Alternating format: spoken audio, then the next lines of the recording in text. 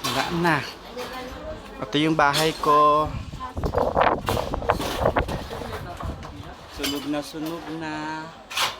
Walang may natira. Papakita ko kung saan ako madalas mag-reels. Eto na siya ngayon.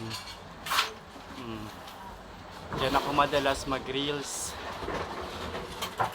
Ngayon walang natira kahit isa. Abo na lang lahat. Sunog na sunog.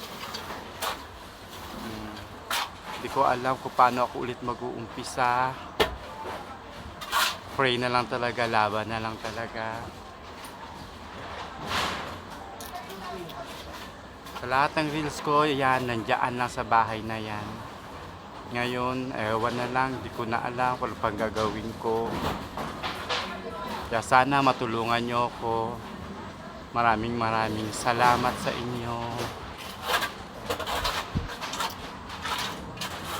Ang bahay ko naging abo na, wala talaga natira. Wala ako na isalba.